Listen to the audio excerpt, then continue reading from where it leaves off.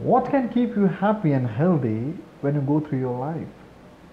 If you have to invest now in your future best, where you will put your time and energy? These are the questions raised and answered by a famous psychiatrist, Robert Waldinger, in his TED Talk, which has 8 million views. And he answered these questions based upon 75 years long study on human development by Harvard University. As a director of this study, he has access to some unprecedented data on what can keep us happy and healthy. Now, if you're thinking answer to this question is fame and money, you're not alone. According to one study, 80% people said their biggest goal in their life is money. It makes them happy. But the study reveals something else. In this unique study, they tracked the life of 724 people for 75 years. They have been asking questions to them about their personal life, professional life, and just not questions. They checked their medical reports, they scanned their brain, they drew their blood to check how healthy and happy they are. So what they have learned from this longest study on human development? It's not money, it's not fame, it's not working harder and harder in office. Good relationships can keep us happy and healthy according to this study.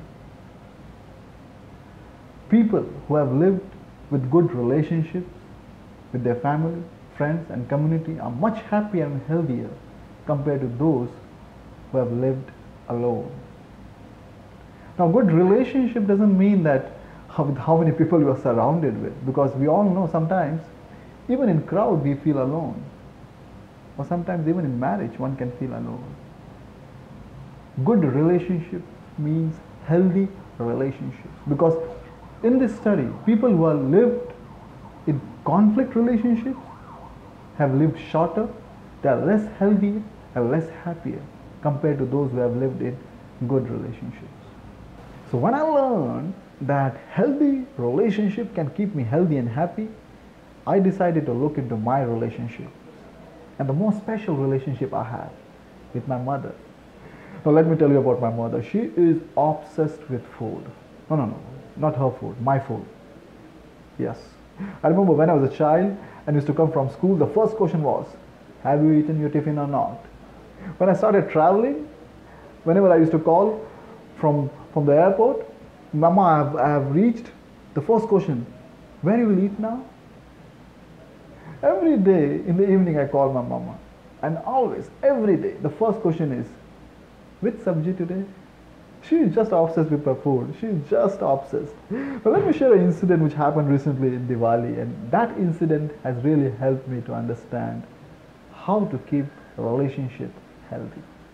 If I go back to my memory lane, all our Diwalis we have spent together at Nasik because my parents stay there. But this Diwali was a little different because my parents were already there in Mumbai at my brother's place. In the morning, me and my wife and my son, we all came to office to do puja, and after, when we were going back to home, my wife said, Praveen, we have this beautiful ritual of spending time together in Diwali, but this time we are not doing that because we had no plans of going and meeting on that day. And I said, yes, you are right. We should go at least for some time. But we had a problem. We have a dog at home, and Diwali nights are nightmares for the dog. They don't like to go out. But then we decided at least for 1 hour we can keep him alone at home, and then we can just spend at least 1 hour with them. So I called my mama. Mama, we are coming in the evening. And she said, so we will eat together tonight, right? I said, no, mama, we don't have time for that. We'll just come and we'll spend time together. So we went, we had good time, we celebrated and we exchanged some gifts and we had good time. And I was very happy in my heart because we could able to maintain that beautiful custom of spending time together even in Diwali, even this Diwali. Next day, when I called my mama, she was sounding a little unhappy. I was surprised. I said, what happened? And she said, okay, so what you did when you reached home yesterday night? I said, I reached home and we ate and we slept. Okay. I'm not happy, Praveen. I said, what's wrong? What happened? You should have eaten there. I got angry. I said, what, Mama? Please, I told you. I was very angry on her. I said, Mama, please think beyond food. And I cut the phone. Now, this is very rare. I don't remember I speaking to my mama like this in last so many years. Then I called my mama after some time, and she was crying. And then she said, Praveen, I had very small expectation.